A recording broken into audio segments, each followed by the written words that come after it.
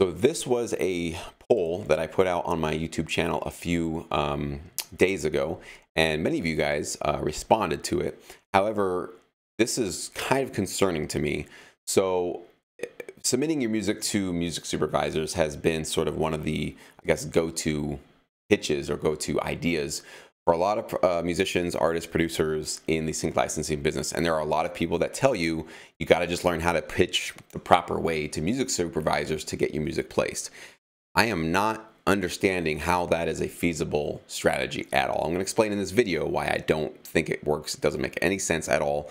And I'm actually open to be proven wrong here. So if anybody is watching this video, you disagree with me, you think you got a solid argument, or better yet, you've actually gotten like a full career going by pitching your music to music supervisors. I don't mean like, hey, I got one placement a couple years ago because I sent it to a music supervisor.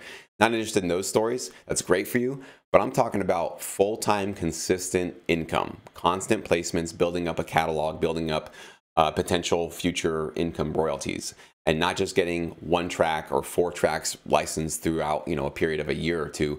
I'm talking about consistent, at least a couple of tracks every single month. Probably, hopefully a lot more than that, because I get a lot more than that with my library relationships.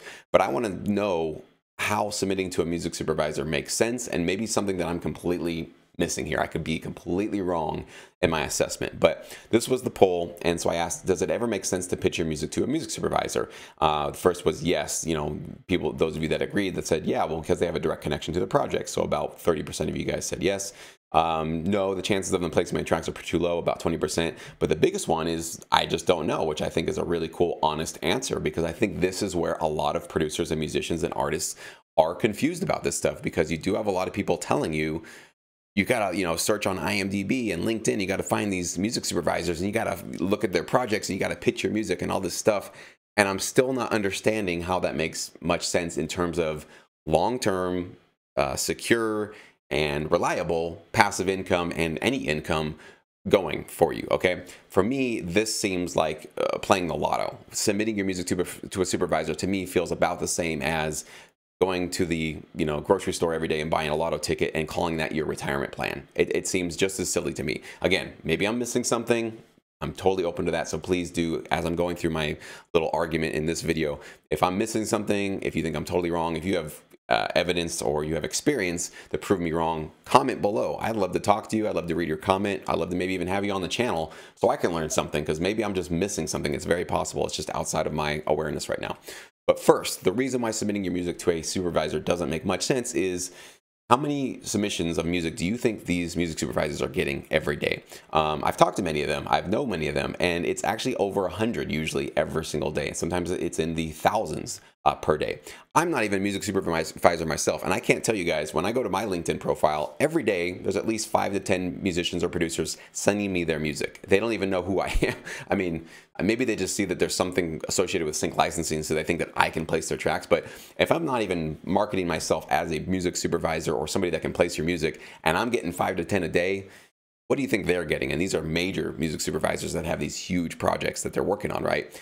So right off the bat, your odds of even getting somebody clicking on your email or clicking on your DM or your message on LinkedIn or Facebook or wherever you're trying to hit them up, 1 out of 100, 1 out of 500, I don't know. That seems right off the bat, even if you have great music and you think it's a perfect fit for what they're working on, those odds are terrible. Really, really, really, really bad. So I don't understand that, thinking why that's going to be a good idea.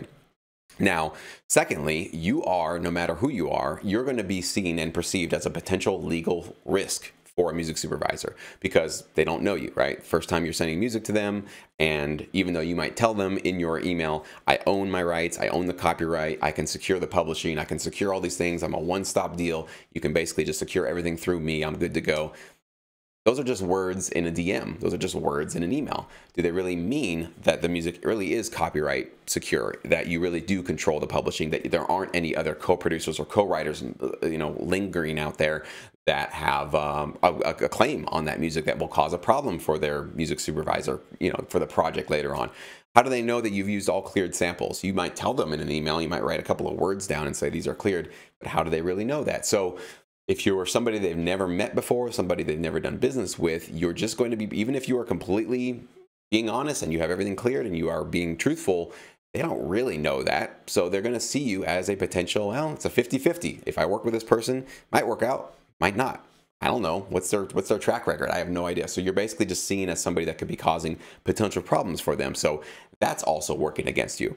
Now, the third, and probably one of the bigger ones, is even if you are to get through these two big hurdles, right? So you happen to be the 1 out of 100 or 500 that they actually clicked on that day and listened to your music, and they decided to give you a shot and go like, okay, yeah, you might be a risk, and I don't know if you're really going to be, giving us something that we can actually place, but I'll give you a shot. I'll give you the benefit of the doubt.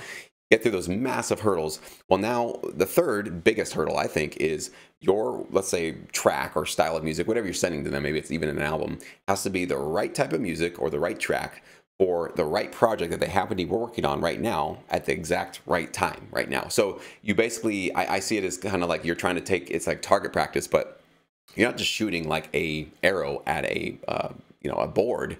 It has to go through 3 different rings that are probably in different directions. So it has to be the right music, the exact right mood, the genre, everything, right? Perfect. And then it has to be for this particular project that they happen to be working on. And it has to be happening right now because obviously you want your placement now, not in 10 years, okay? So all of these hurdles in front of you and having to basically just have the exact right fit for the right project. I mean, it's obviously not impossible. I know some of you guys have gotten that, and I've heard of stories of people succeeding. But what I don't hear, and this is where I want to really push back against this idea of pitching to music supervisors, is I don't see people doing this multiple times, consistently, over and over and over again, being one of those few people, being at the right place at the right time, and getting everything completely right to get placements quarter after quarter, month after month, year after year, to actually build something like that you can rely on, right? That's the difference. So what I do in this business, if you guys are new to my channel, you don't know, I work with music libraries. The big difference, obviously, is that music libraries are not getting hundreds or 500 submissions per day. They probably get a lot for sure, but they're not getting those numbers.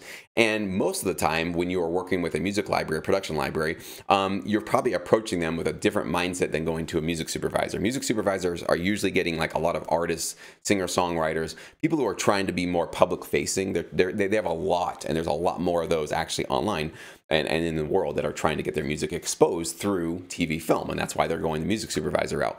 Production music library is a different beast, a different animal. We are sort of the unsung, anonymous heroes of the TV film business. We don't get credits on screen. We usually don't get a lot of recognition. We certainly don't get a lot of recognition. And it's really more, it's kind of more of a grind that's really more about just we love the craft of making music and we want to get paid consistently. We want to start building up some royalties. We want to get those placements, and we want that income to be coming in on a quarterly basis. So we're willing to really kind of put our nose down to the grindstone and really just work. So music libraries, when they take on a producer or a composer, it's just a completely different kind of a working relationship, because our job from day one is not to just send them our one album and go, all right, let's see what you can do. I'm going to send you this one album. We'll see if you can get it.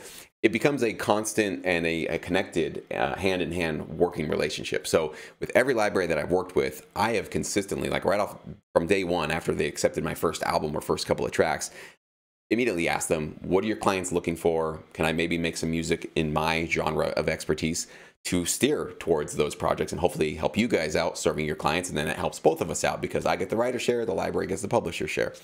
So what I'm doing is essentially I'm creating music that can be appealed to multiple clients and multiple projects simultaneously.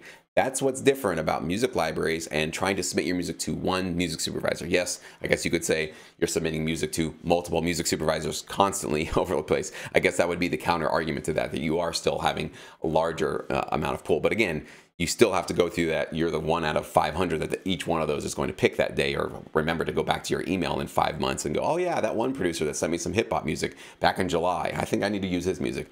I don't know. Chances are pretty low, I think, when they're getting that much music going at them.